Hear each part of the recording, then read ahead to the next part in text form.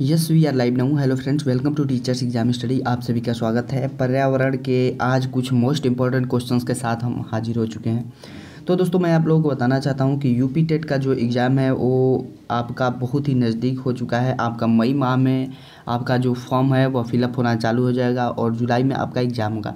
उसके बाद आपका सुपर टेट में लगभग 51,000 पदों पे भर्ती आएगी। तो 51,000 पदों के लिए आप रेडी हो जाइए। आज से ही, अभी से ही आप तैयारी को शुरू कर दीजिए। तो दोस्तों, यहाँ पे मैं वन लाइनर जो क्वेश्चन होंगे यूपी टेट के लिए, जो मोस्ट इंपॉर्टेंट क्वेश्चंस होंगे वन लाइनर, उन क्वेश्चंस को यहाँ पे मैं डिस्कस करूँगा और बहुत ही इंपॉर्टेंट सारे क्वेश्चंस होंगे। तो चलिए शुरू करते हैं। यहाँ पे पहला क्वेश्चन ये है कि सतत विकास का लक्ष्य जो है 2017 के सूचकांक में भारत का स्थान जो है वह कौन सा था। तो जो सतत विकास का लक्ष्य रखा गया था 2017 में, उसमें भारत का जो स्थान था वह कौन सा था? 116वां स्थान था। कौन सा था? तो 116वां स्थान था।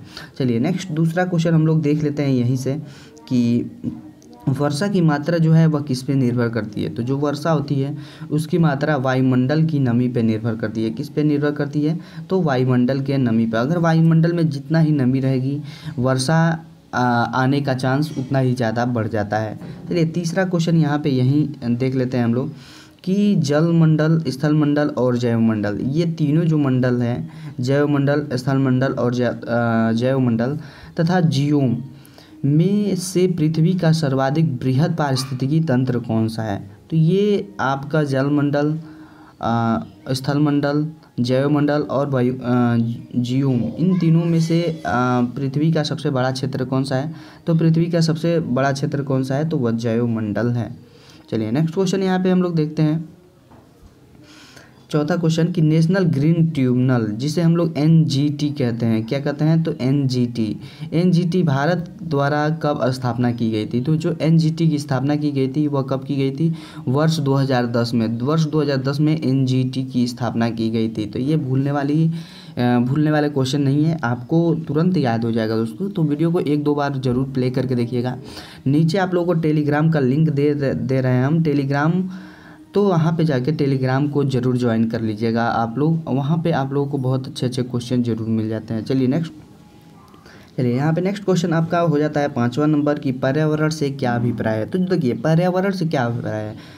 पर एक शॉर्ट टर्म में अगर हम लोग देखते हैं तो पर्यावरण भूमि, जल, वायु, पौधे, पशु, प्राकृतिक दुनिया, जो भी चीज़ें होती हैं उनके चारों ओर जो अपना अस्तित्व निर्धारित करता है और उसकी जो दशाएं होती है उसमें व्यक्ति एक बिंदु से दूसरे बिंदु के घेरे में बंधा रहता है, जिसमें उसका भौतिक जीवन, जैविक जीवन और सांस्कृतिक तत्व जो है अंतःक्रिया करके व्यवस्थित करते हैं। तो इसे ही हम लोग क्या कहते हैं? पर्यावरण कहते हैं। यहाँ पे नेक्स्ट क्वेश्चन 6 नंबर है कि पृथ्वी पर पाए जाने वाले भूमि, जल, पेड़ पौधे और जीव जंतु का समूह जो हमारे चारों ओर है वो सामूहिक रूप से क्या कहलाता है?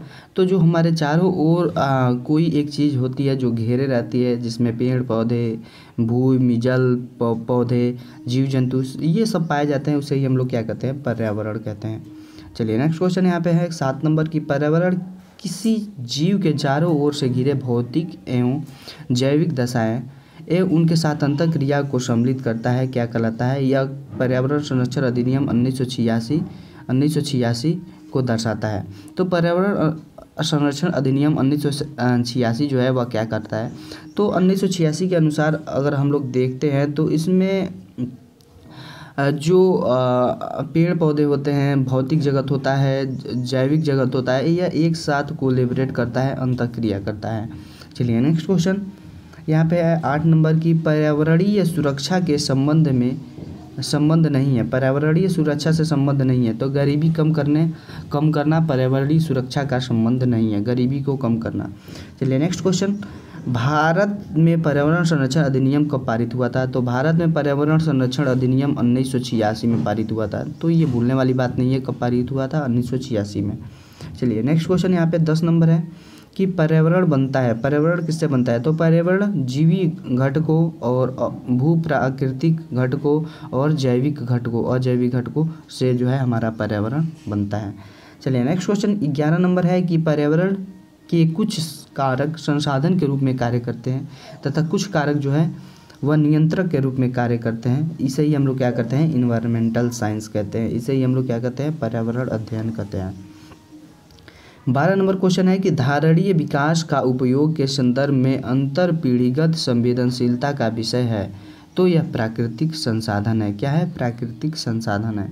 चलिए नेक्स्ट क्वेश्चन 13 नंबर है कि विकास की वह अवधारणा जिसके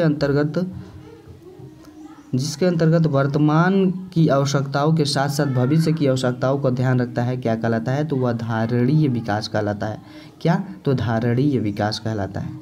चलिए नेक्स्ट क्वेश्चन 14 नंबर है कि वर्ष 2002 में जोहान्सबर्ग में आयोजित पृथ्वी सम्मेलन का मुख्य मुद्दा क्या था। तो देखिए, पृथ्वी सम्मेलन जो हुआ था जोहान्सबर्ग में, उसका मुख्य मुद्दा क्या था, सतत विकास, यानी सभी का विकास एक समान हो, सभी का विकास समान रूप से किया जाए।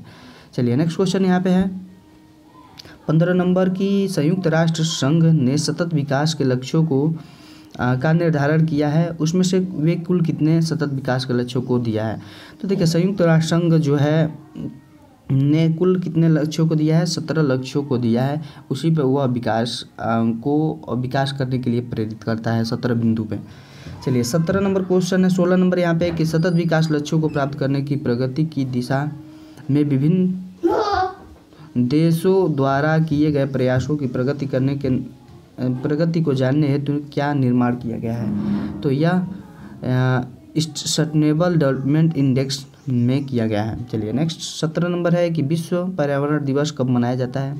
तो विश्व पर्यावरण दिवस कब मनाया जाता है, तो 5 जून को मनाया जाता है। बहुत ही सिंपल क्वेश्चन आपका पर्यावरण से संबंधित रहता है ये। चलिए 18 नंबर है कि देश की प्राकृतिक पूंजी में सम्मिलित किए गए हैं। तो देश की प्राकृतिक पूंजी में क्या क्या सम्मिलित किए गए हैं, तो वन, जल तथा खनिज देश की प्राकृतिक पूंजी में सम्मिलित किए गए हैं। 19 नंबर है कि वे संसाधन जो हमें प्रकृति द्वारा प्रदत्त होते हैं क्या कहलाते हैं, तो प्राकृतिक पूंजी अथवा प्राकृतिक संसाधन कहलाते हैं। नेक्स्ट क्वेश्चन है कि वर्ष 1972 में आयोजित किया गया था। तो वर्ष 1972 में क्या आयोजित किया गया था, स्टॉकहोम अंतर्राष्ट्रीय।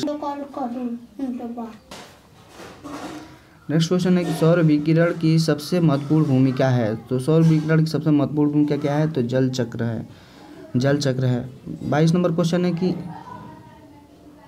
22 नंबर क्वेश्चन है यहाँ पे कि राष्ट्रीय पर्यावरण अभियांत्रिक शोध संस्थान जो है NEERI कहाँ पे स्थित है। तो NEERI कहाँ पे स्थित है, तो नागपुर में स्थित है। दोस्तों ये थे आज के कुल 22 क्वेश्चन। ये आपको कैसा लगा आप नीचे कमेंट बॉक्स में ज़रूर बताइएगा। वीडियो को लाइक करिए, शेयर करिए और चैनल को सब्सक्राइब जरूर करिए। मिलते हैं नेक्स्ट वीडियो में, इजाज़त दीजिए, नमस्कार।